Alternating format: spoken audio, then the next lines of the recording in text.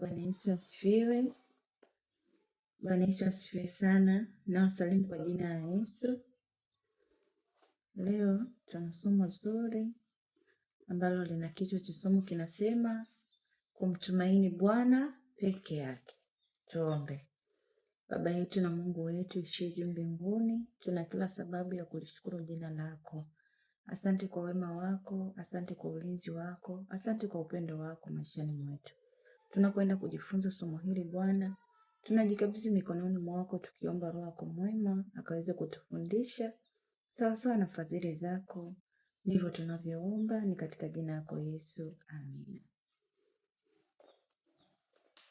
Somo la leo nimelipa kichwa kinachosema kumtumaini Bwana peke yake. Tutasoma Wafalme wa Pili ule mstari wa 1 na kuendelea. Inasema, ikawa baada ya kufa kwake Ahabu Moabu waasi Israeli, na Ahazia akaanguka katika dirisha la chumba chake orofani katika Samaria, akaugua. Akatuma wajumbe akawaambia, enendeni mkaulize kwa Baal-zebubu mungu wa Ekroni kwamba nitapona ugonjwa huu.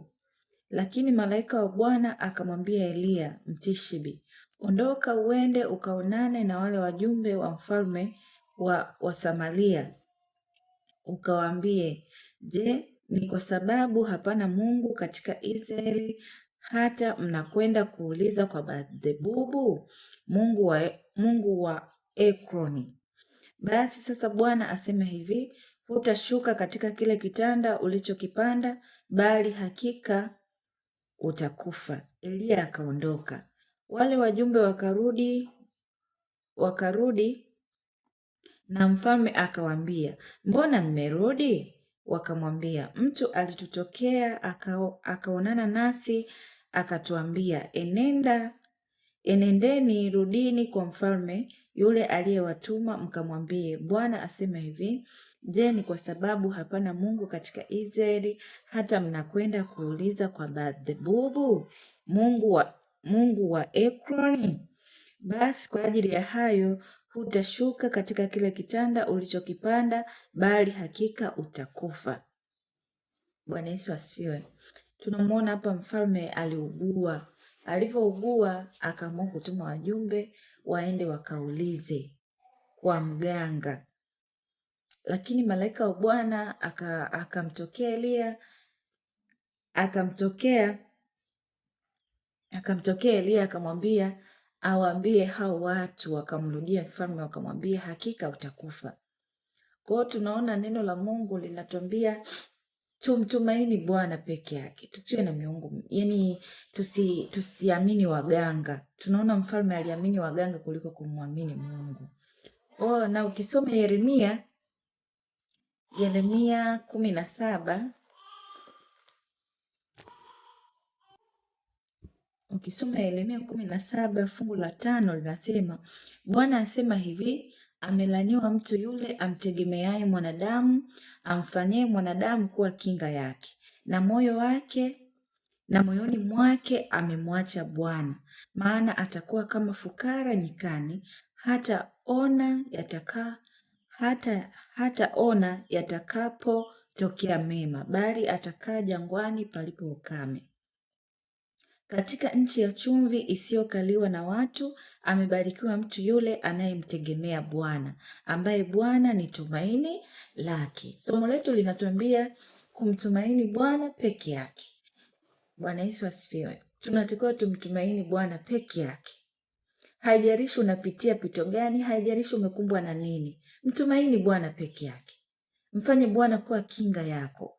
Biblia inatuambia amelaniwa mtu yule amtegemeaye mwanadamu, kumfanya mwanadamu kuwa kinga yake. Unaweza ukamtegemea mwanadamu, lakini ipo siku mwanadamu atakusaliti, ipo siku mwanadamu atakuacha. Lakini ukiweka tumaini lako kwa Bwana na ukamfanya Bwana kuwa tumaini lako pekee, hawezi akakuacha kamwe, wala hawezi kukuangusha. Kwa hiyo Biblia inatuambia, Bwana asema hivi, amelaniwa mtu yule amfanyie mwanadamu kuwa kinga yake. Kwa hiyo tunaona mfalme alimwamini mwanadamu, kwa hiyo akaona akaulize kwa mganga kuwa atapona, yani aende kupigiwa ramli. Yeye lengo lake alikuwa anaenda kupigiwa ramli, kwenda kuuliza mganga, nitapona? Lakini malaika wa Bwana alimtokea mtumishi wa Mungu akamwambia aende akamwambie hatapona, atakufa hakika. Na neno la Bwana lilitimia. Ukiendelea kusoma Wafalme wa Pili ule mstari wa kwanza mpaka ukishuka chini utaona mfalme atakuja kufa. Kwa hiyo neno la Mungu linatuambia amelaniwa mtu yule amfanyie mwanadamu kuwa kinga yake, amtegemeaye mwanadamu, amelaniwa.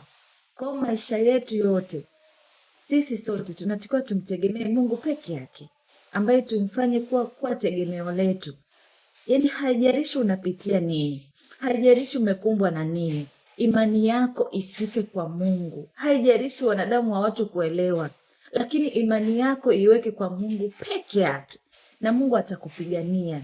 Ndugu mpendwa mtazamaji, unapopitia changamoto yoyote, usiende kwa waganga. Mtazame Kristo, maana Biblia inatuambia amelaniwa mtu yule amtegemeaye mwanadamu, anayemfanya mwanadamu kuwa kinga yake. Ukimtegemea Mungu kuna faida, ukimtumaini Mungu kuna faida. Unapomtumaini Mungu kuna ushindi mbele yake. Kwa hiyo tunaona ukiendelea kusoma Yeremia 17 ule mstari wa 7 ambalo linasema amebarikiwa mtu yule anayemtegemea Bwana, ambaye Bwana ni tumaini lake. Na mstari wa 8 nasema maana atakuwa kama mti uliopandwa kando ya maji, uenezao mizizi yake karibu na mto. Hautaona hofu wakati wa hari ujapo, bali jani lake litakuwa bichi, wala hautahangaika mwaka wa uchache wa mvua, wala hautaacha kuzaa matunda. Kwa hiyo ukimtumaini Bwana, hata kama utapitia wakati wa kiangazi, hata kama utapitia nyakati ngumu, utazidi kustawi, kwa maana tumaini lako lipo kwa nani? Lipo kwa Bwana wa mbinguni. Bali ukimtumaini mwanadamu anapita, mwanadamu atakuchoka, mwanadamu ipo siku atakuacha, mwanadamu ipo siku atakusaliti. Lakini ukiweka tumaini lako kwa Bwana, Mungu atakupigania.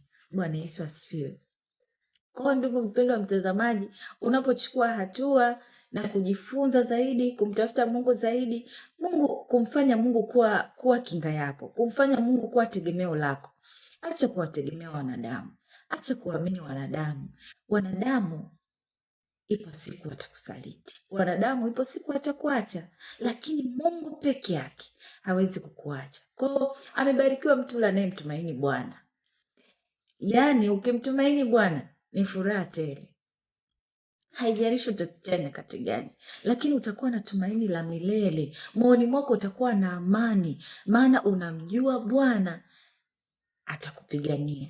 Kwa Mungu akubariki unapotafakari maandiko haya matakatifu ambao ni Wafalme wa Pili fungu la kwanza kabisa, ile Wafalme wa Pili sura ile ya kwanza. Utakipata kisa hicho hapo, na utasoma Yeremia 17 fungu la 5 na kuendelea. Na Mungu atakubariki na kutakia mchana mwema. Mungu akubariki sana unaposoma na kutafakari maneno haya. Naamini Mungu atakubariki na Mungu atakufundisha zaidi. Asante.